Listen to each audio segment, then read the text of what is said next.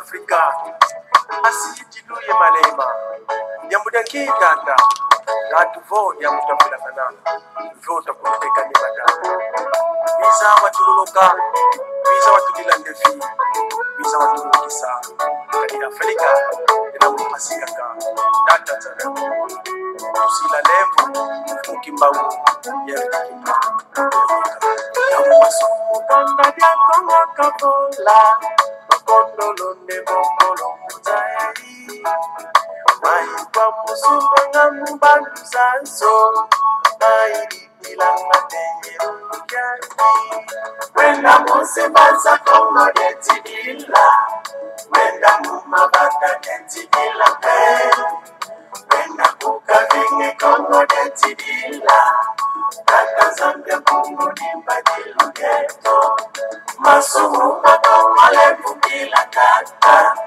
kana vombe na mawaki kutupe kana vombe na matombe bosukala neti kulombado wale kukila mo Mungu deti vindumu kanga vabombe deti mawazala kwa mani unade Kalibasiza nisivyokele kitezo Tata banzila mbasiza mungu wangu Wenda musebaza kongo detidila Wenda mumabata detidila Wenda kukabini kongo detidila Tazambia mungu imbajilugeto Masumu bata wale bukila tata Kana kumbe na mawaki kutupe Kana kumbe na matombe bonsukala Nati kulomba tuwale bukila mo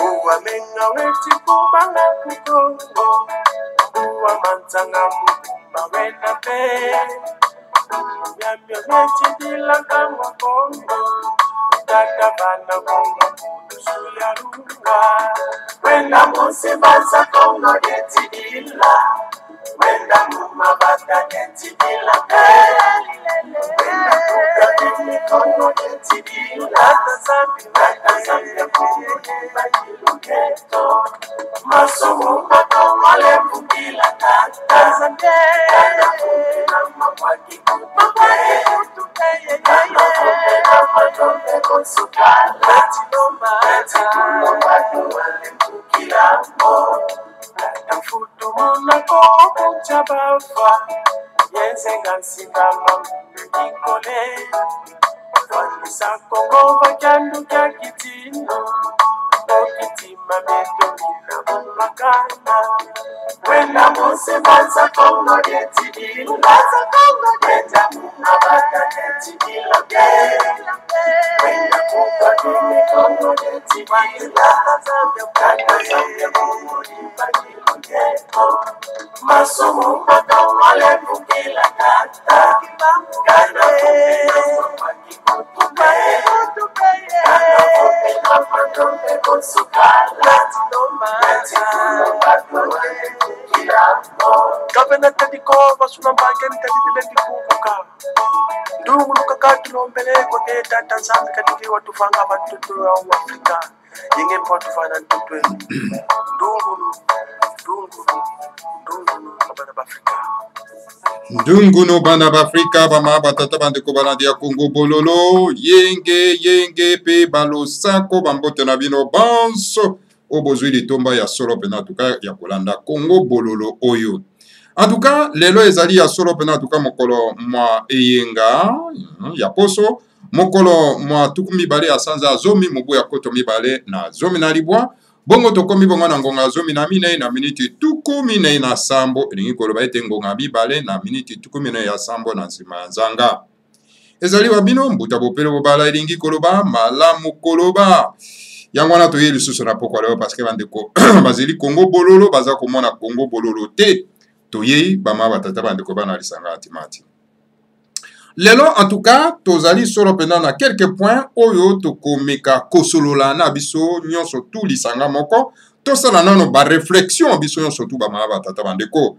Alors ba commentaire na bino kozala penza na bosenga mingi parce que nalinganga mingi ba commentaire ya bato kotanga ba commentaire ya bato mama tata bandeko pe na sengi na bino bo partager Congo Bololo.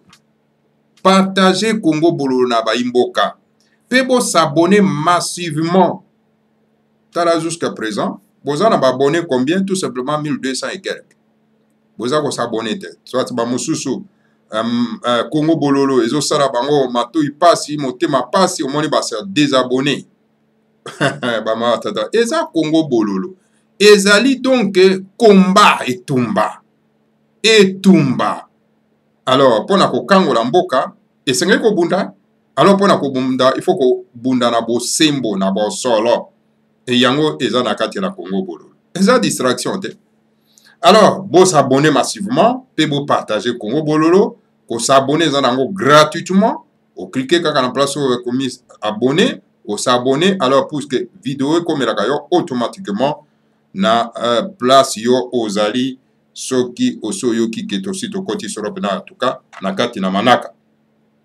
Lelo tokolobela likambo etali solo pena en tout cas boketu apasoli drapeau ya Congo eza kosala solo pena tole ba mama batata bandeko pe tokokana kotala yango drapeau yango ya Congo eza ndenge nini parce que sengeli soki toza na eloko toyebaka pe valeur na yango po soki toyebi valeur na yango tokoki komeka ta mokolo moko te kobebisa yango. Est-ce que drapeau oyo eza na République démocratique du Congo eza penda drapeau na biso pe eza penda ko pesa biso ndimbola, c'est-à-dire signification po ete to pesa yango lokumu bama batata bandeko bana lisanga timati esengeli to mekana ko analyser bongo siko bokecho akopasola drapeau ya mboka pona nini pe pona ko remplacer yango na oyo ya impere ya parti état ya Mobutu Sese Seko bama batata bandeko oyo epa wapi Mobutu loboko ne asimbi solo penda en tout cas flambeau yango to komeka ko sosolo aimboka mususu bakomi pe na distraction komi benga mabazaiwa pona ni ko benga bazaiwa awa bama tata bandeko ole komi benga mwana ya Congo bama tata bandeko bana lisanga to komeka no ko sosolo biso surtout lisanga moko na après-midi alelo. Alors tokotala nano bama tata bandeko likambo etali solo pena en tout cas ba congolais na batondi na bobangi na kati na bango et surtout pona likambo etali ko bundela mabe na bango baza ko banga. Pourquoi les Congolais sont des peureux bama batata bandeko bana lisanga timati yango na ko banga ezo sala ete coalition tuti baya ko konza biso na kati ya mboka na biso bama batata bandeko bana yango ko banga wana ezo sala ke Hippolyte Kanambe mwana tuti rwandais a régné na kati ya mboka na biso bama batata bana toko solola a na kati na Congo Bololo. Alors point mosusu toko mekana no ko solola en tout cas ta izubiso 1 heure du temps pas de problème bama batata bandeko total nano pasteur ya Binzambi. Pasteur moko ya Binzambi ya secte moko ya babengi Philadelphie. Ye en tout cas abeti mbela kuna. Alobi na bandimine abitala kobala mwasi oza moto moindo makasi po ke kobala mwasi isusu ya moindo makasi okobota mwana ya tu. Donc pour na ye moto moindo eza salite. Alors mama batata bandeko toko sola wana kati na Congo Bololo to monisa moinga wana bama batata bandeko moinga moinga mawape kaka en tout cas moko na bango kaka ya pasteur ya Binzambi na kombo ya Gefa ye aye ko pesa pe eyano na pasteur wana ya secte ya Philadelphie bama batata bandeko ye talaka lisusu akoti lisusu na matiti akoti lisusu na matiti ya kolobaka ete poso moindo ezali fruit ya malédiction parce que Noé soki Noé koko na ye en tout cas abotaka soki bana soki misato alors mwana ye mosusu na komba Shem akenda komona tata na ye motakala alors yango wana donc bamodisa ye tango bamodiri ye alors akomi moindo tala ba thèse ya racisme alors ndeko na biso gefa aza ko produire yango sans vergogne tata mobimba boye bamama tata bande tata mobimba boye aza ko bimisa bozoba na miso ya bato théorie raciale théorie raciste yazo lata yango comme une vérité bamama tata bande ko bana isanga timati alors mindele raciste bango pona koluka ko diaboliser moto moindo yango bapesaki théorie wana yake non poso moindo ezali fruit ya malédiction parce que mwana moko ya noya kena ko mwana tata na motakala alors na kombo Hachem yango wana donc amodisa ye nde akomi poso moindo bama tata bandeko alors tokotalisa bino awa poso moindo ezali fruit ya malédiction ou bien ezali fruit ya bénédiction tokolakisa bino awa na kati na Congo Bololo. Alors bama tata bandeko toyoki kuna mpo mosusu tokodévelopper le terroriste de M23 na kombo ya Sesanga alias Denis. Alors batindi na ba occupant bato baza ko occuper mboka na biso la coalition touti pona ete akoka koloba na ba congolais basa la proposition ya modification de la constitution ko balo la constitution mobekoli konzi oyo basalelaka biso na mboka ya Belgique bama tata bandeko bana esanga atimati. Les terroristes de M23 parce que Sesanga c'est un terroriste. Il y a M23 bama tata bandeko bana esanga atimati. Ah tokosolola na yango mwa muke motivation ya Sesanga bapesi combien po ya kokosa baimboka bama tata bandeko heureusement que baimboka muso baza kolamuka. Alors po ya suka tokosukisa bama tata bandeko tokotraiter Hippolyte Kanambe alias Joseph Kabila, mwana mopaya touti rwandais, criminel terroriste, donc a se bagarre na commandant na yekuna na kati ya Kingakati bama batata bandeko ba betani makofi kuna opesi mbwa alobi soso kamata yango toko développer awa en tout cas na kati na Congo Bololo. Et puis tokoya kosukisa solo pena en tout cas bama batata bandeko donc ou bien tokobanda tokotala na Congo Dieu écrit par le grand maître Fumana Semi et par en tout cas le grand maître Fumana Semi aza koloba aza ko s'adresser na ba kasayen soki bango surtout ba tikete na bango mabele banani bakobatela eteni na bango ya mabele. Voilà en gros maye oyo tokosolo na bino en tout cas na après-midi alors c'est vraiment très riche pa ma batata bandeko bana esanga timati bozala kaka na patience na point par point oyo toko développer na tout cas na après-midi alors. Alors bama batata bandeko avant to banda toko banda na mo introduction. Mo introduction toko banda nango lelo ezali likambo ya ba terme oyo to employa ka R moko. Oyebi ba terme to employa ka R moko eza ba terme oyo tozwi yango bato mosusu basali yango biso tozwi yango tolati yango. Mais moto moindo tellement ka koma na vraiment lokola kizengi aza employer les mêmes termes. Ba terme lokola bama tata bandeko le travail au noir, journée noire, marché noir,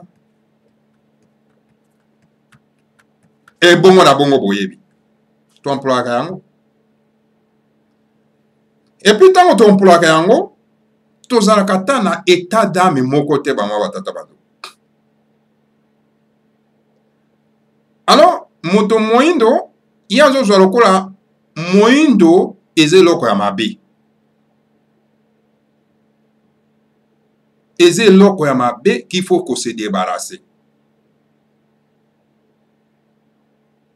Or, dans chaque couche de la population, dans chaque couche raciale, ba protéger la race na bango. Omoni lokola ba mindele, ba ça que faut ko protéger race na bango na ngenaro. Yamona en tout cas ba koyi ko sala te erreur moko te ba diaboliser race na bango. Yamona ko mona par exemple soki likamba mabe bango olie ba utiliser loposo na bango ba bwakela bango loposo ya bato mosusu et puis particulièrement baindo. Joa par exemple akoyebi so que non mosala oyo ezali illégal donc epa na bango bakoloba mosala illégal était le travail illégal était akoyebi so que le travail au noir parce que mpo na bango na bokoko na bango tout ce qui est mauvais est noir. Diabolo azali moindo mosala ya lokuta babengi yango molili, c'est-à-dire le travail noir. Mokolo ya mabe babengi yango journée noire. Zando ya moyibi babengi yango marché noir. Bongo na bongo na bongo. Parce que bakoyi koloba te ke marché blanc po ezali ya lolenge ya moyibi. Bakoloba bongo te parce que bako dénigrer couleur na bango, race na bango. Sikoyo moto moindo lokola ye mutu ebeba, il aza ko utiliser les mêmes termes utilisés par une autre race. Bama tata bando. Tant mondela lobi journée noire, mokolo ya mabe, moto moindo ya azui a utiliser journée noire engi oloba pona ye mokolo mabe.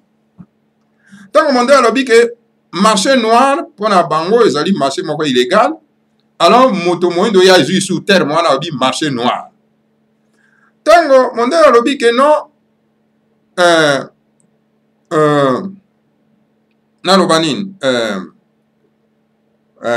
l'argent noir, mbongo moyibi, il n'est pas utilisé l'argent noir.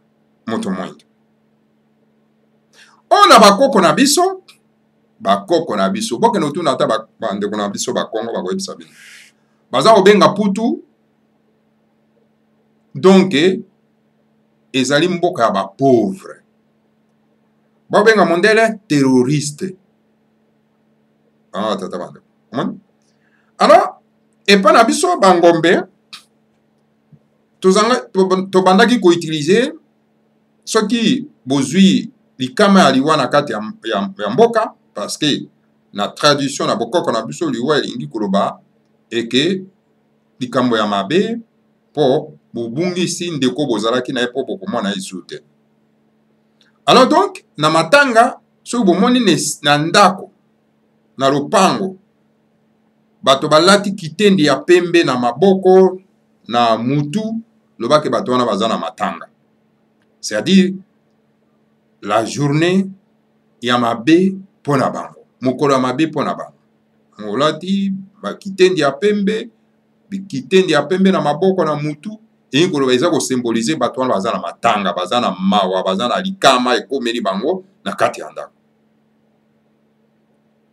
Alors, ce qui bolandi même le développement, les grands maîtres font mondanser, mais le bakwana na intervention na ye, toujours dans nos pays jusqu'à présent. Donc, les messages à les grands maîtres, oh, il y a ça qui n'a 68e anniversaire de ya Fumukimbango. Alors, que pour na ko benga na milimu mabe, ba utiliser ka kitendi ya pembe. Donc, et pas na biso ba indo, soki likambo ya mabe ba koko na biso. Baza ko symboliser yango toujours na loposo pembe. Soko ke na zamba okuta ne loko moko ya pembe o donc o bangi obi que o moni elimo mabe. Bama tata mande. Oyoki ba chair de poule. Et non soko moni loko moindo ko yoka ba chair de poule non. Donc na bakoko na biso bako symboliser toujours makambo eloko ya pembe eloko ya mabe. Tango boza na matanga bokolata bilamba ya pembe, kitendi ya pembe bongo na bongo. Mais mondele ya kosala yango bongo te po akolinga ko diaboliser loposo na ete. Alors moto moindo ya kamandi nde bokoko ya baninga ya milatisi na yango. Komona aza ko utiliser les mêmes termes sans vergogne. Alors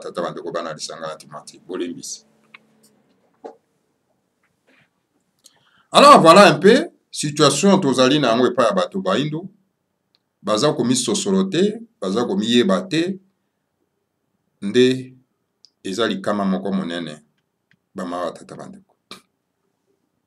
Voilà wana ezalaki mwa introduction muke na koyiko pesa po ete tokota na masolo mabiso ba mama batata bandeko.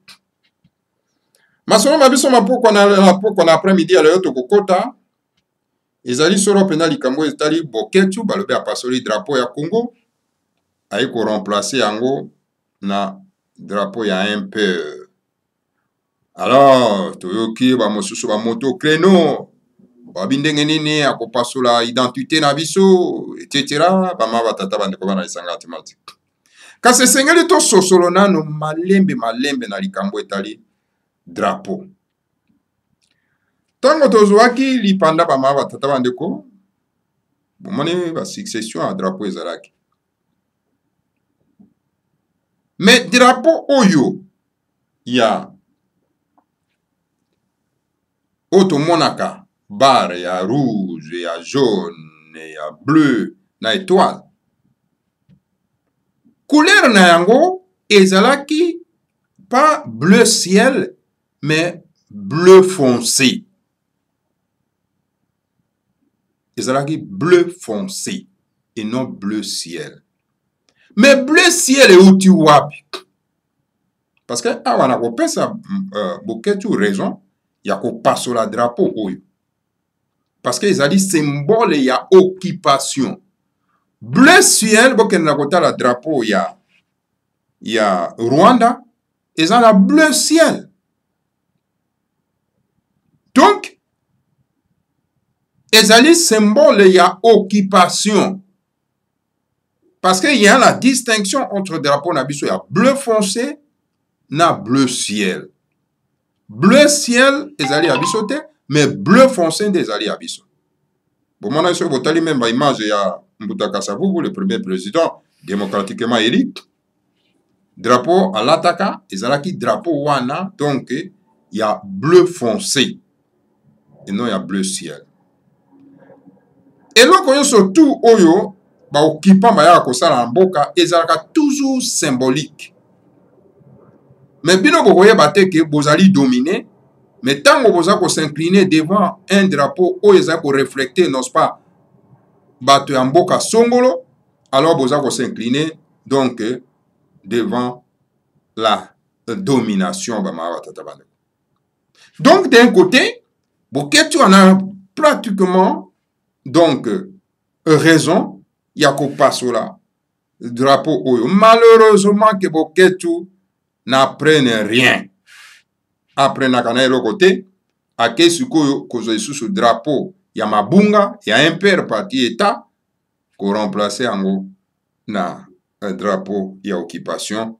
Mais au contraire yanga ya luka donc drapeau ya bleu foncé pour na ko remplacer ango na bleu ciel où ezali donc symbole ya occupation ba batata bando. Parce que au long na occupation pour na ko kota sous na mabunga ezali kama. Parce que Zaïre euti wapi na déformation ya mo nzadi. Donc une aberration likolo ya aberration. Donc Zaïre euti na une aberration. Na une fausseté. Donc ce qu'on mi bengani Zaïrois, c'est-à-dire au mi bengami donc un peuple y a fausseté, un peuple y a lokuta. Donc, même si nous sommes en colère, même si nous sommes contre le Songolo Pakala, mais tout le lukate et le lokuta pour y remplacer na makambo tozako bundisa. Il faut tout réfléchir ça. Donc voilà, Boketu en a pratiquement raison. Il y a qu'on passe sur la pendant drapeau ya oyo ba occupant, il y a coalition touti, ba yaki kotia. Namboka na biso pona nini bango batiaki yango bleu foncé te ba yebi yango très bien ba ma tata bando. Et Boketu a détecté aussi bien que sans ko yeba vraiment tina a ke ko remplacer yango na une autre aberration oyo drapeau ya impère parti état ba ma tata bando ko bana lisanga atimati. Voilà en gros na esika wana na likambo etali solo pena tuka Boketu apasoli drapeau mpona nini nga na pesi yangai explication na kati na Congo bololo. Voilà bama batata bandeko à ce qui concerne n'est-ce pas boketu a pasoli drapeau ya occupation ya coalition tuti. Alors donc coalition tuti ba ebiango ke non basi batimbeli biso bama batata bandeko bana lesanga atmati na ko bandaka ya ko pasola ka symbole na bango. Alors donc il fallait bandeko na biso ba remplacer yango par le vrai drapeau na biso où ezalaki donc il y a bleu et foncé.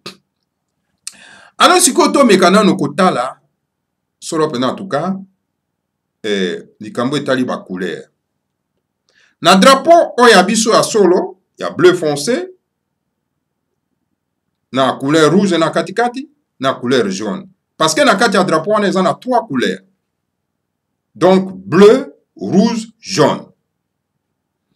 Ba couleur oyo na kati na bokongo na bonzambe oya biso ya solo oyo incarné par le grand maître Fomanda Nsemi eza ko symboliser eza na ba symbole minene. Alors to mekana ko tala nano likambo etali ba couleur wana misato. To bananano donc na couleur jaune. Couleur ya mosaka. Et pa ya tata Nzambe eza ko symboliser nini. Na bokongo eza ko yebisa biso nini. Na religion ya bokoko na biso. Ya bakoko na biso. Ezo symboliser nini.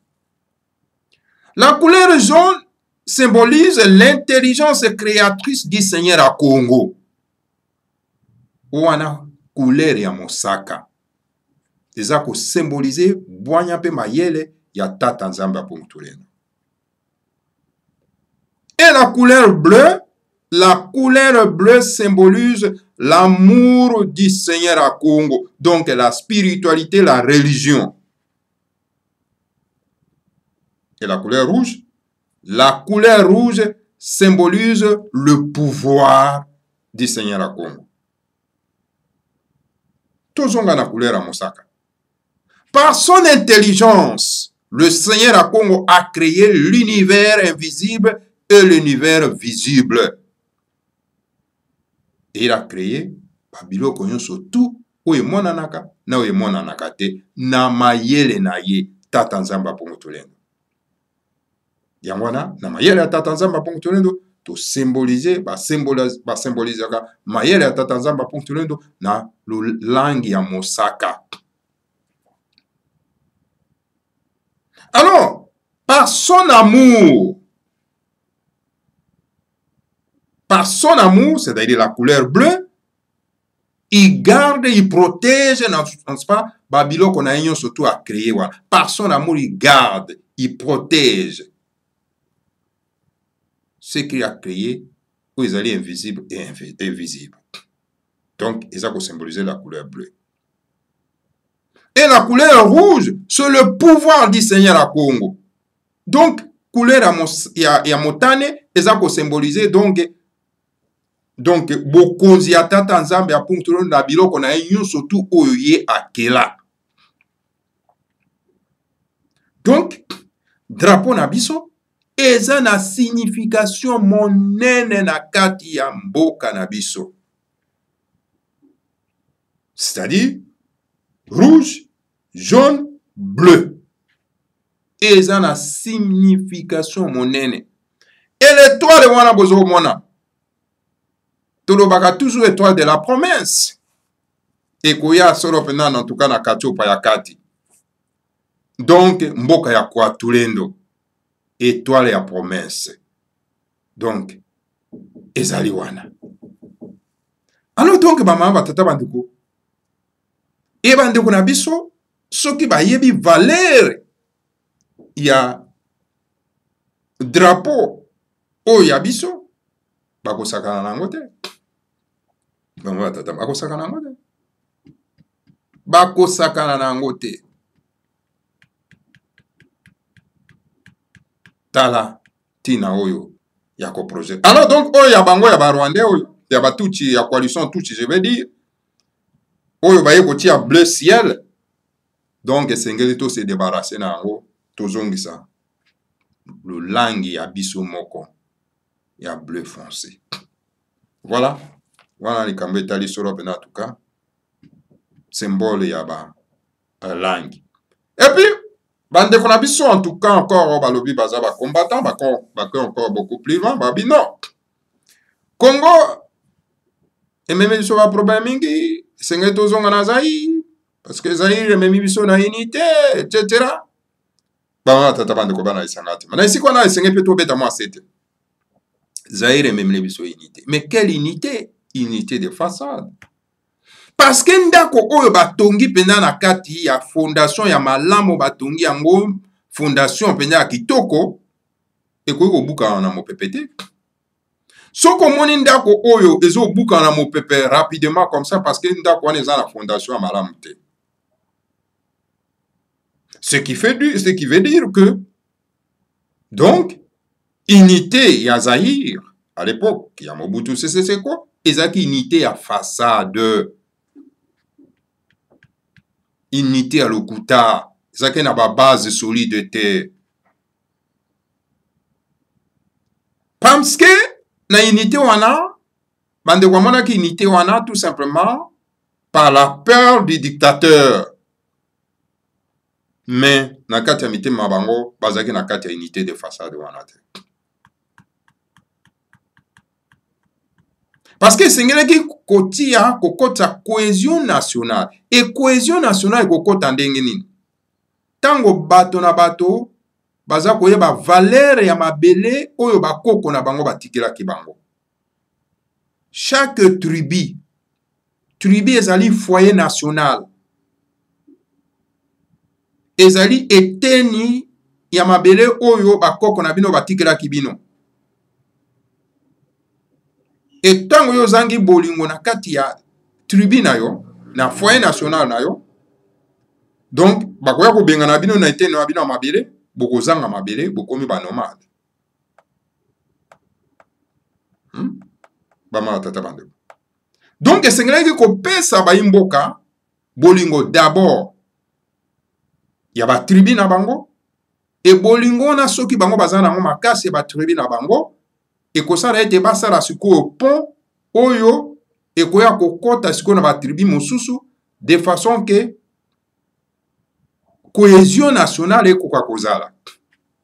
Mais soki motazangi na bolingo na kati ya tribu na ye na foyer national na ye akoza na bolingo na pa bato mosusu te soki batindi yake na kosala na et pas bato mosusu ko détruire ko iba ko piller. C'est ce qui s'est passé avec les Zaïre.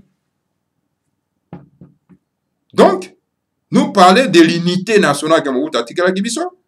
Donc, c'est une aberration parce que Mobutu n'a pas pu faire un. Donc, eloko ya makasi, oyo, ekoiko sala été, tout meka ko consolider unité wana. Parce que, ce qui unité vraiment, ezala ki a solo, coalition, tout, ba ko briser unité wana te. Ce qui bayaki ko briser unité wana parce que cohésion nationale ezala ki te. Donc, unité wana ezaki na ba base solide te. Bama tata bande. Voilà en gros, na esika wana tukoyi koloba mwa muke. Kasi toke nanano na likambo etali solo pena babina biso ba Congolais baza ba peureux. Yango na tuka bama tata bande ko baza ko konza biso na mwa ba petit peuple ba oyo ba ye ko sala coalition na bango. Effectivement bama tata bande. La paix ezali sécurité ya baimboka te. Kobanga eza sécurité te. Et sengeli en tout cas bana ya mboka ya Congo, bana ya Afrique centrale, bana ya République démocratique du Congo ba longola kobanga oyo eza na kati na bango. Parce que soki to longoli kobanga et ko permettre biso ke ba oyo nyonso bali ye ko régner na kati ya mboka na bango to na mboka na biso to benga na bango. Parce que ce qui te longoli kobanga et que ça a été Hippolyte Kanambe va nata des jours wana na kati ya mboka nata obimake. Mais ce qui Hippolyte Kanambe zo réunion maître na kati ya mboko ezali ya yete. C'est parce que ayebi ke ba bana ya Congo bazana bobangi mingi. Bana tata bande. Kobanga ezali mabe. Yango na moni kobanga yango lokolo eza na kati na biso. Même moto akoya pona ko pesa bino makambo solo ya ko luka ko bomi kangolama. Boko combattre yena ba ennemi oyo ba yebi ke moto oyo aza ko luka ko kangolisa bande konaye. Soit par exemple le cas ya le grand maître Fombana Sem. Aza ko lakisa biso makambo e ko salake to s'en prendre en charge. To eba ko protéger mabele ya bakoko na biso. Mais bapaya oyo baye ko konza mboka na biso bayebi ke non moto oyo aza ko pesa bakolo mboka oyo makanisi ya komi s'en prendre en charge. Alors bango bazo combattre ye. Alors lokola pe bino boza ba peureux bozo banga. Alors donc bokomi bino na bango na bapaya ko combattre moto oyo bapaya baza ko banga. Bino na bango na coalition tuti bokomi ko combattre na bino fumo mandansemi ou azo pesa bino makanisi ya ko s'en prendre en charge pour na ete bokango la mboka na bino o ezali ya ko konzama. Voilà la situation tozana. Donc boko préférer na bino même kotaraka makambo ezo mema bino na distraction ke kotaraka makambo oyo yi aza koloba pona ete to kangolama poto récupérer ma bien abiso eza ko kende. La peur fait que bokende na kan ya ba ennemi ya banguna ba ma tata bande ko bana lisanga atimati ki adi mawa mingi to bundisa la peur to longola bobangi pa ka bobangi eza sécurité te pona mboka. Voilà ma muke na isika na tokwa ikolo. Alors bama batata bande ko bana lisanga atimati toko kena na lombango po toko ko pesa solo pena tuka eyano na pasteur moko charlatan oyo azali solo pena tuka moto ya ba binzambi ya Philadelphie ya secte ya Philadelphie ya lobi en tout cas na omeni na ya lobi omoni soko zali moto moindo ozali moindo tu ozali moindo makasi et que ko bala mwasi ya moindo makasi okobota mwana ya tu pona yese pasteur charlatan lokola aza na ye déconnecté na cerveau na ye déconnecté na réalité il pense que kozala moindo eza mabe pona ye kozala mondele ndeza malamu kozala poso pembe ndeza malamu. C'est pour cette raison à kota na lingomba raciste otobengi secte ya Philadelphie ya États-Unis ya bato ya Kulu clan bama batata bande ko bana isanga atimati siko biso tokolakisa bino biso ba kolo Congo tokolakisa bino moto moindo aza nani. Mais avant tokoma kuna tolakisa bino moto moindo azali le fils aîné de l'humanité, le fils aimé du Seigneur à Congo. Tokolakisa bino nan kasi bon tokoma kuna tolanda nano yano ya Monsieur Gefa, encore un autre pasteur charlatan ya binzambi ya ba secte ya pese ya na lobi non na d'accord te na pasteur wana ya Philadelphie makambo ya lobi wezali makambo raciste etc. Abi esengela kwa koyeba ete soki biso toza moto moindo parce que tozali fruit ya malédiction parce que tomonaka koko na biso motakala yango wana bamodisa biso abi donc mwana mnoa azaki na bana misato alors mwana na ye moko Shem akenda komona tata na ye motakala alors tata na ye amodiri ya mwana akoma poso moindo et tata mobimba boye azoloba makambo na kati na télévision aza ko incorporer les termes racistes na kati ya télévision bama tata bandeko et journalistes azo poser ba question na ba journalistes baza na Congo ce sont des bipanganzala. En tout cas, lorsqu'un journaliste n'a pas un esprit patriotique et nationaliste, c'est un danger public. Hein? Que non, moto moindo azali fruit à malédiction. Bongo bana ya minde bokenda na ba plage boya na pokwa na mboka mindele bokenda na ba plage. Bana mindele na batata na bango basukolaka motakala à tout moment bazomona mitakala ba mama na bango ya ba papa na bango. Bongo ndenge nini bakomaka moindo te. Bongo pona nini bakomaka moindo te. Mais voilà des bêtises comme ça bato bazoyebisa bino na kati ya ba télévision. Mais biso tokoyebisa bino boye. Biso bakolo Congo, biso bana kachopa ya kati, biso bana timanti, ba vrai combattant, ba vrai résistant, tokoyebisa bino boye que nous ne sommes pas issus ya produit, ya fruit, ya malédiction. Non. Biso koko na biso ezali donc Noé, biso koko na biso ezali donc Adam na Eva te, biso koko na biso ezali biso tozali ba descendant à Shemi te. Tozali ba descendant à Shemi te. Bande de voyous que vous êtes. Vous utilisez des termes racistes, des théories racistes, et puis vous avez mis là tisango. C'est pas vrai ça. Maman tata bana. Ce qui m'a mis des racistes va concevoir qui théorie wana. Ils allaient pour dénigrer biso, pour to souffrir d'un complexe d'infériorité, pour to yamba bonzambe na bango ya lokuta ba memela ki biso. Mais yo parce que koti na makambo ya binzambi nzambi wana ba secte wana, okomi na yoko tombola ba théorie wana. Tala Moïnga, Gefa c'était Moïnga. Ozali Moïnga Gefa. Alors voilà Nathalie Sabino na Bukongo mama tata bana. Biso bakoko na biso ya yambo. Na Bukongo nous enseigne ceci. Na Bukongo, la religion de nos ancêtres, incarnée par les grands maîtres fondamentaux na Katia Bundu dia Congo. Le Bible. Biso bakoko na biso ya yambo kombo na bango. Nenza la pandu na mama Kengi Lofuma. Bango yo surtout baindo. Alors bakoko na biso ya yambo bango bauta na planète Kakongo na paradis na biso.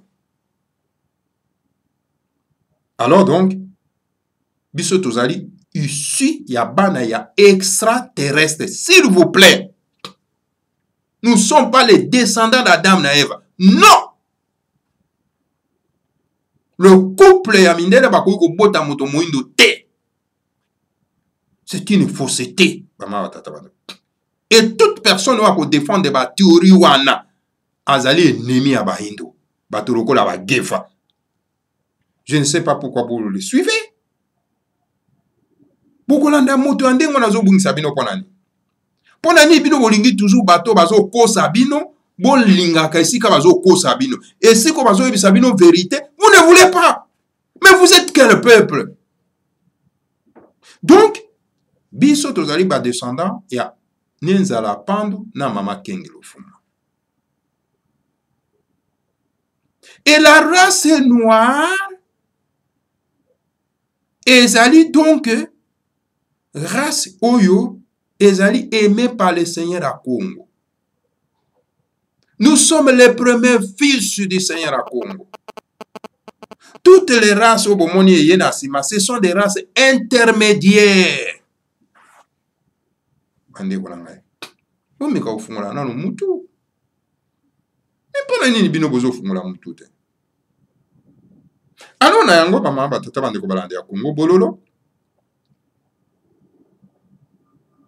Omoni ke bato baindo bazali bato oyo balakisi bato civilisation.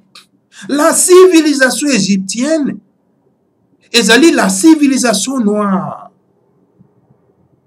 Bokena kutuna ba grec, bokena kutuna ba Aristote, botuna bango baya koyekola wapi? Baya koyekola na Égypte pour apprendre la civilisation.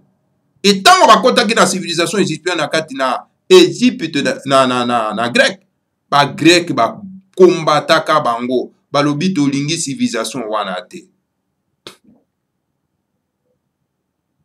Alors na côté bonzambe Nous sommes les premiers qui ont incarné donc le monothéisme, que Dieu est un.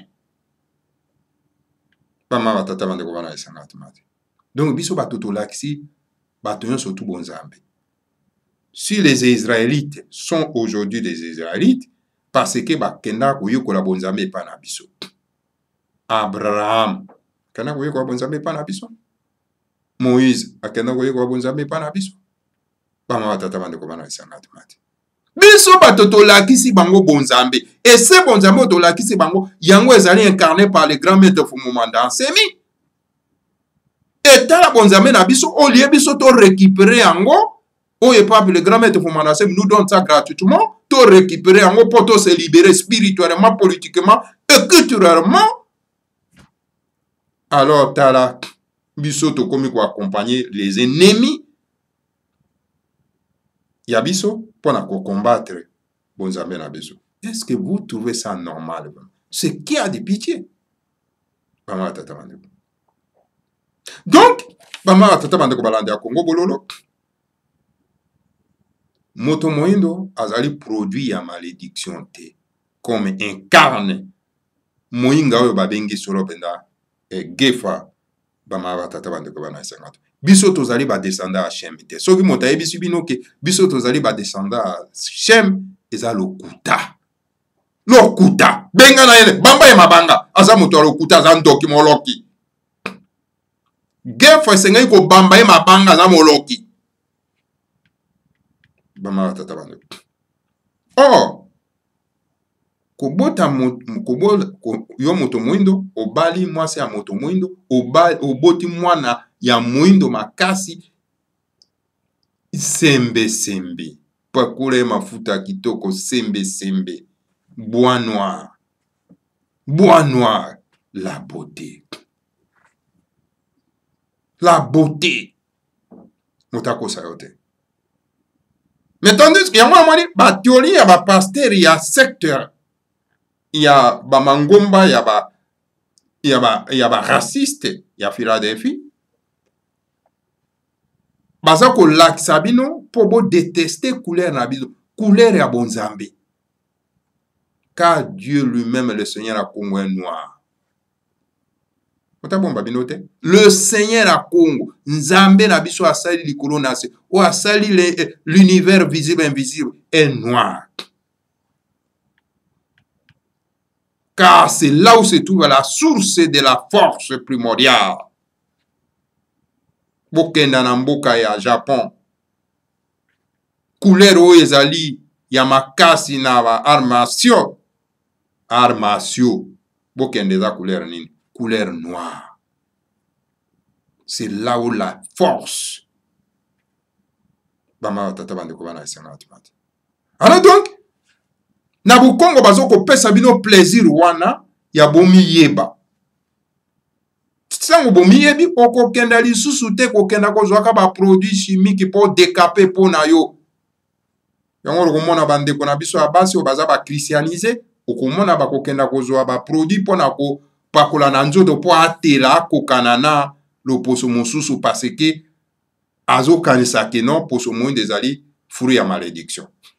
Et tant que vous avez produit chimique, vous avez pas qu'on a nzoto, ils ont détruit les peaux, attendu sur la cancer et la peau. Ce n'est pas normal. C'est pas normal. Et ça va bêtise. Toutes les femmes et tous les hommes, ils utilisent des produits chimiques pour décaper les peaux. C'est un crime. Très très. Toutes les femmes au bazar qui utiliser les produits chimiques pour na koluka komi telisa bilongi na nzoto na bango bazar ba très très foko bamba bango mabanga les traites de la race noire po bazar fiere na race na bango pe bazar ba traite na Seigneur a Congo bama batata bande ko bana isanga timati. Donc voilà. Na koto wana tokoki kopesa yano na moto babengi gefa bama batata bandeko bana esanga timati. Tokei na troisième point bama batata bandeko. Les terroristes c'est sanga, il y a un 23 parce que c'est sanga c'est un terroriste. aye na ba proposition na batindi na bato ya Kingakati na Hippolyte Kanambe mwana tuti Rwanda que non il y a ça ko proposer pour ba changer constitution ya mboka. Objectif ezali nini ya ko changer constitution oyo basali bino na Bruxelles na nini na Belgique ezali pona ete ba préparer Hippolyte Kanambe azunga isusu na bokonzi. Hippolyte Kanambe n'est pas lâché par ba impérialiste. Non, il n'est pas lâché. Baza toujours qu'on mise sur rien. Baza mise sur rien. Parce que côté na ye et qu'on permette ye bango ba détruire ba délambrer mboka wana bien c'est-à-dire que ba piller kita. Baza tala bango baza na intention te yako kata Kongo. Intention na bango za na te.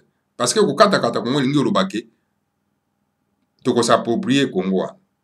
Pour na bango ezali cela veut dire que tikala ndenge on ba piaka bien espace international ya ko piller. Donc voilà, entre autres, c'est sanga bango wana bazo travailler la contre-occupation. Les terroristes c'est sanga alias Denis. C'est un terroriste, il y a un 23.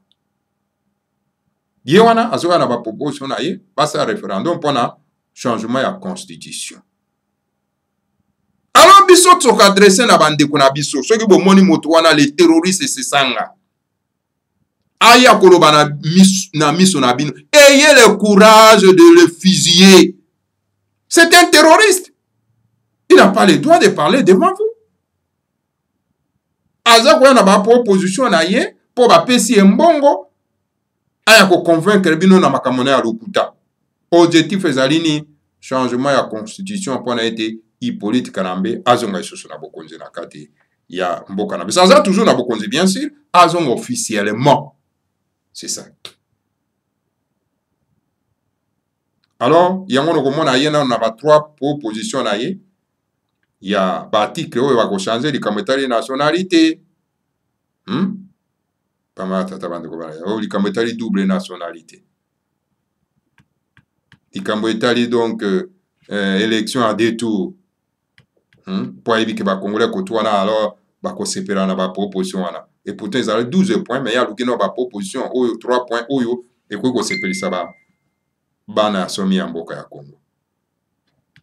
Alors il faut combattre cet homme-là. C'est un voleur. Un grand terroriste hein. Oh Bouma bato solo pendant à côté ya Bukavu kuna. Voilà ba ma batata bande ko bana lisanga timati. Na likambo etali solo pena en tout cas c'est sanga. Hippolyte Kanambe en tout cas moi na tuti rwandais bama batata bande ko bana lisanga timati. Hippolyte Kanambe lezo Kabila mopaya tuti rwandais donc a bagaré na commandant na ye moko kuna na kati ya Kingakati. Eleka kindenge nini po babunda bama batata bande ko bana lisanga timati. Commandant ya yekuna na Kingakati ya ba élément terroriste na yo ya formé kuna donc ye mota futa ka mosolo epa ya ba sibater na ye. Alors donc yesiko commanda wana olia futa ba soda mbongo na ndenge esengeli ndenge baza kopesa ye aza ko dégrainer lisusu azo kata lisusu mwa ndambo olia pesa bango salaire na bango mobimba ye azo kata lisusu. Alors Hippolyte Kanambe na aza kobeta tour na ye na kati ya Kingakati kuna akuti soda amoni soda moko ya ye kaka terroriste na ye moko kaka azo compter mbongo na ye a compter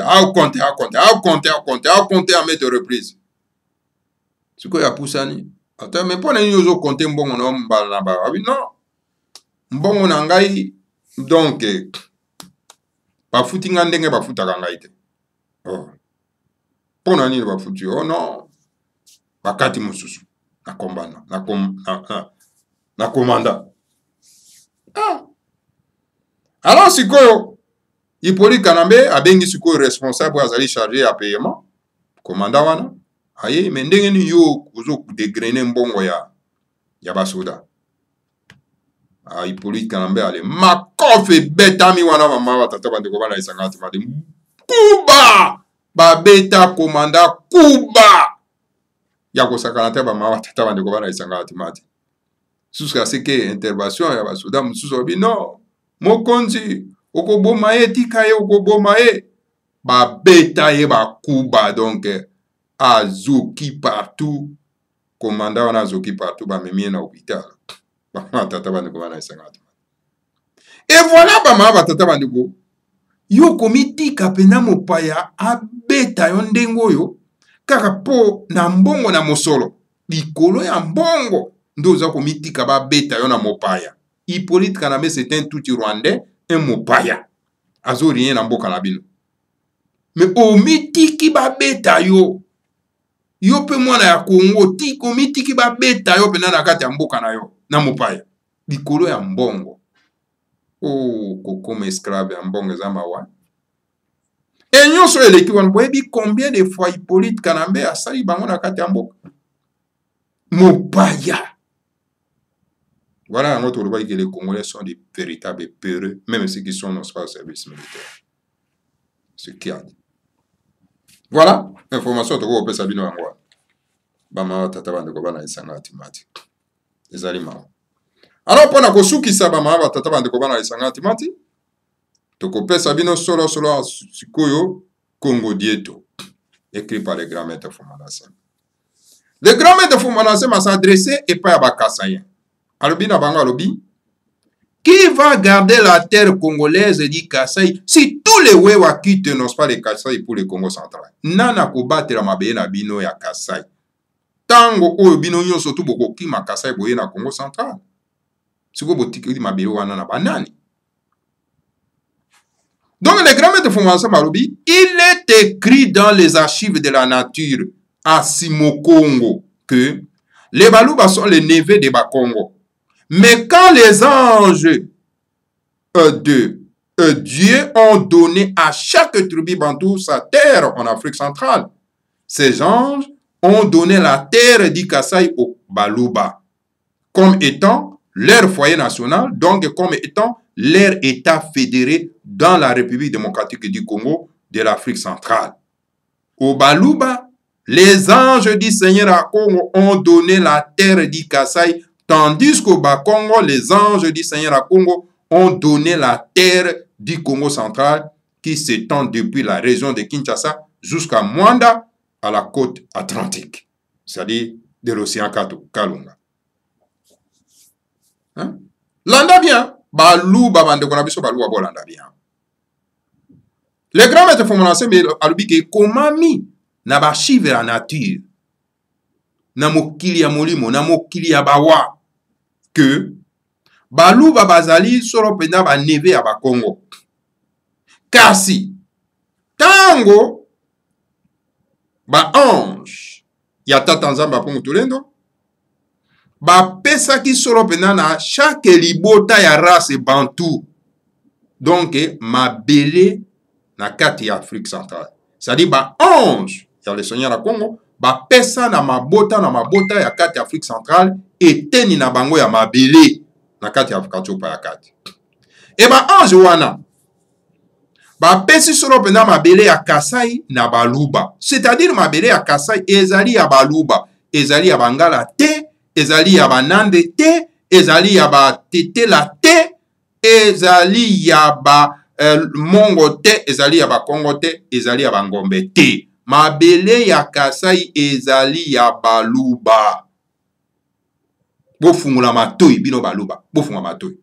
Po bino boza na lokuta mingi, ba politicien bazo bukela bino lokuta. O Kongo mobimba ezali ya biso. Kongo mobimba ezali ya biso? Te? Tako tata nzamba po mutono na sali mabele apesi libota na eteni na bango ya mabele. Yango na bakoko na biso bazali ko protéger biteni na bango ya mabele. Kongo mobimba ezali ya biso te toza na lisanga ya solo kasi bato na bato bazali eteni na bango ya mabele esengeli babatela. Kongo mobimba ezali ya biso. Alors Chilombo sikoyo soka azongi na mokili ya molimo bazwa ye bakenda kokunda ye kuna na epa ya bangbandi soki bakobengana seke wana na mabanga tenga na kokamwa bamama batata bandeko bana esanga timati. Kongo mobimba ezali ya biso. alors bazwa sikoyo le reste ya depuis morte ya Mobutu bakende kokunda yango kuna na Kamwanga. Pani bino okosaka bato bo bama tata bando bato na bato bazana foyer na bango national. Donc voilà, bama batata bande ko bana lisanga tomate balandi ya Congo bololo. Alors ba ange wana ba pesa mabele ya Kasai na Baluba ezali esika na bango oyo bakobota oyo bakokola oyo bakobatela. Donc ezali mboka na bango na kati ya République démocratique du Congo na kati na bana kachopa ya kati Baluba epa Baluba Baluba. Donc ba 11 ya tata Nzambe apungu tulendo ba pesi mabele ya Kasai na bino esengeli bofungwa matoi, tandis que ba Congo ba 11 ya le seigneur ya Congo ba pesi mabele ya ba Congo na bana ya Congo central oyo eza kolongwa solo pena en tout cas na Kinshasa koleka na Mwanda pe koleka solo pena en tout cas na côte ya océan Kalunga otobengi yango abusement océan Atlantique. La terre du Kasai est bourrée de diamants que les Baluba doivent utiliser pour moderniser les Kasai, construire des ponts modernes, des routes ultramodernes, des entreprises qui vont procurer du travail aux Baluba sur les terres de leur État fédéré. Omoni na Kasai et pas Baluba. Kasai ezali et pas ya Baluba. Kasai ezali et pas ya Baluba. Ezali mboka na bango, ezali foyer national na bango, ezali esika na bango, ezali mabele oyo le seigneur na Congo apesa na bango. Ezali ya bango. Eza bango mbete, eza ba mongo te. Oya na ba théorie ya lokuta. Ah non non non, à part le tribalisme, Congo mo bezali abiso lokuta. Quand un politicien vous dit ça, c'est un voleur, un mafieux. Il travaille avec les mafias du monde pour détruire votre foyer national. Combattez-les. C'est un gangster. Politicien à quoi bisa bino nengwa. Kero Congo mo bezali abiso. Lokuta. Chacun doit préserver, protéger la terre ancestrale. Donc, Kasai ezali mabele ya Baluba. Ezali mabele na bango. Et mabele na bango le tondi na ba diamant ebele. Alors, esengeli Baluba ako utiliser donc diamant na bango na pona ko moderniser Kasai. Pona kotonga ba pont ya kitoko, kotonga banzela ya kitoko, hein? Donc kotonga banzela ba autoroute, kotonga ba entreprise oyo ko procurer bango ba misala oyo ko pesa misala na Baluba, hein? Donc en tout cas esika wapi eta na bango ekozala solo penda kotombwa na kati ya République fédérale du Congo. Baluba botika kinomade protéger mabele na bino. Congo mobimba ezali ya biso nyonso te. Bato na bato baza na foyer national na bango. Si tous les Wewa quittent leur terre du Kasai pour venir s'entasser sur la terre de Bakongo du Congo central, et qui va garder la terre congolaise du Kasai? Ceux qui Baluba nyonso tu bakimi ba Wewa bakimi mabele na bango ya bakoko na bango. Baye kotonda soro pena na Congo central. E banani bakobatela mabele na bango ya Kasai. Botiki vide.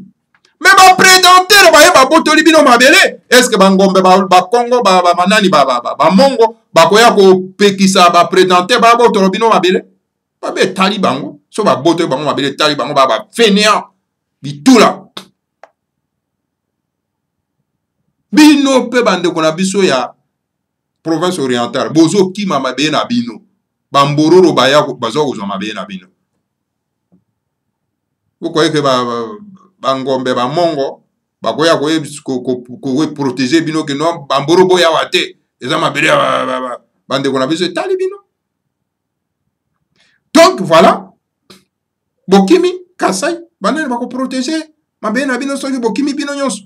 Non, Si le Wewa quitte la terre du Kasaï bourré de diamants, les Tutsis rwandais vont s'accaparer de cette terre congolaise,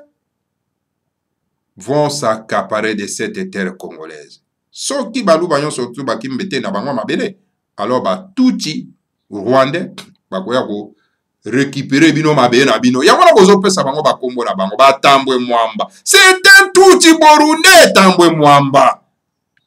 Tango Nzem Kabila alobaki abenga na solo penda tuka ba Rwandais. Banano bazaki liboso ya kokima balobaki non, toza ko se sentir na sécurité te, toza ko se sentir na insécurité na mboka bakimaki. Bana Tambwe Mwamba, barubewa, barugabo, hein? Bango to bakimaka. Parce que bayebi keza mboka na bango te. Tambwe Mwamba, les terroristes au batie na kati ya mutu a Sénat, un terroriste. Hein?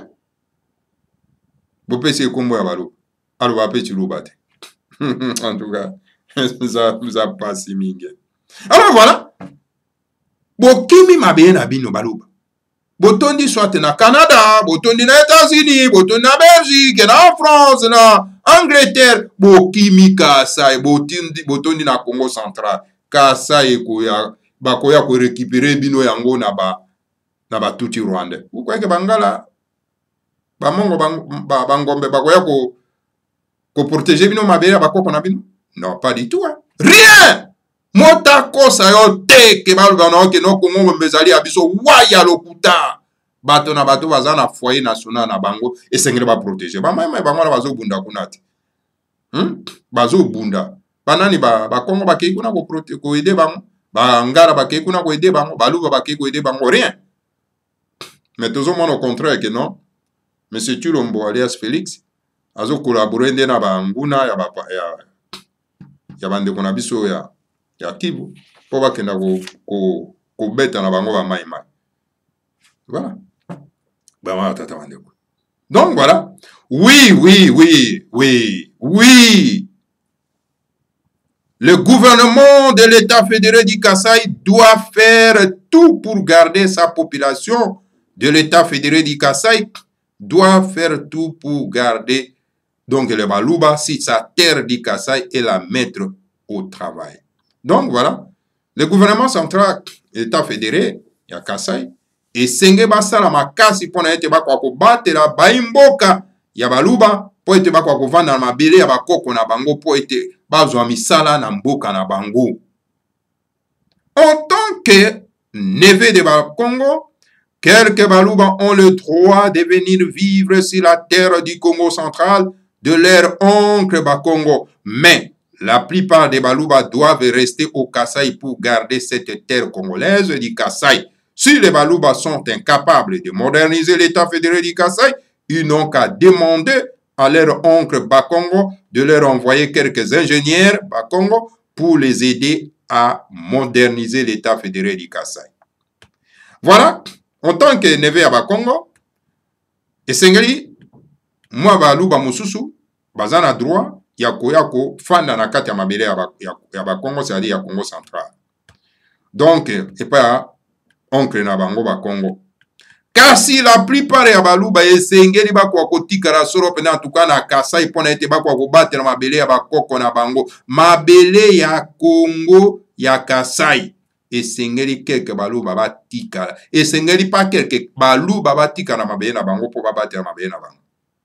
Soki baluba bazali incapable ya ko moderniser État fédéré à Kasai, alors esengeli basenga solo pena en tout cas na ba oncle na bango ba Congo po bakwa ko tindela bango ba ingénieur oyo ba ingénieur ba Congo oyo bakoya ko sunga bango pona ete bakwa ko moderniser État fédéré à Kasai. Voilà le message du grand maître et pas bande kona biso baluba ba wewa ba tondi na Kinshasa ekomi mulunge ba batata bande ko bana lisanga timati. Donc voilà, notion wana ya koloba ke Congo mobeza abiso, notion wana ya koboya koloba likambo etali ba tribu ezali solo pena tuka ba batata bande ko ruse monene oyo ba pa ya bayena. Non, koloba likambo ya tribu te parce que bapayo baye wana tribu na bango eza na kati ya Congo te yango balingi boloba ba tribu te et les politiciens véreux sans esprit patriotique nationaliste baye na propagande wana ba incorporer yango na bapaya po baya ko bombarder bandeko na biso. Mais je vous demande mes frères et sœurs, n'ayez pas peur de vous protéger en disant que je suis de la tribu Songolo, je suis de la tribu Pakala. Car c'est votre foyer national. Essayez de protéger yango. Zala fiera koloba ke nazali Mongala, zala fiera koloba nazali Moruba, zala fiera kozala nazali Mokongo, zala fiera koloba nazali Motetela, zala fiera kozala nazali Monande, zala fiera kozala nazali donc solo en tout cas Katangé ou bien Songolo na Songolo bongo na bongo atatande. Zala fier. Ceux qui politiciens wana koya koloba ke non pas le tribalisme, azali agent. C'est un agent. C'est un agent, combattez-les.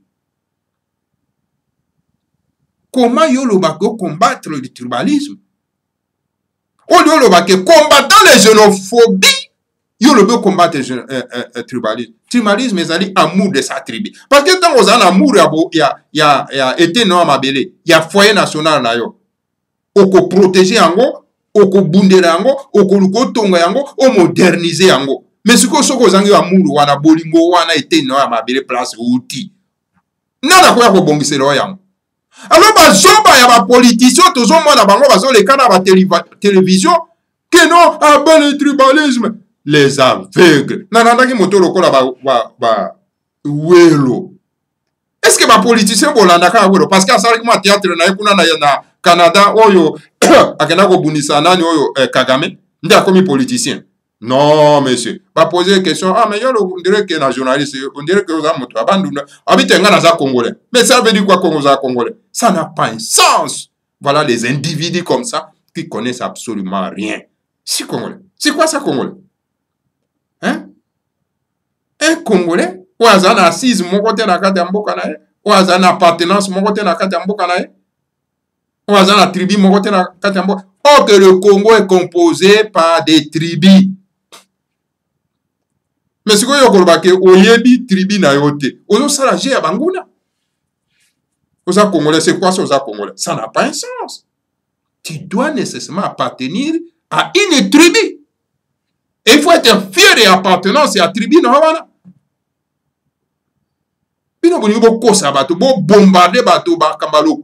Nous allons vous combattre.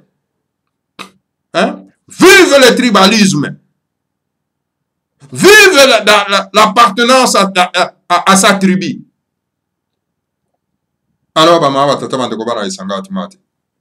tribu est un foyer national et c'est défendre yango.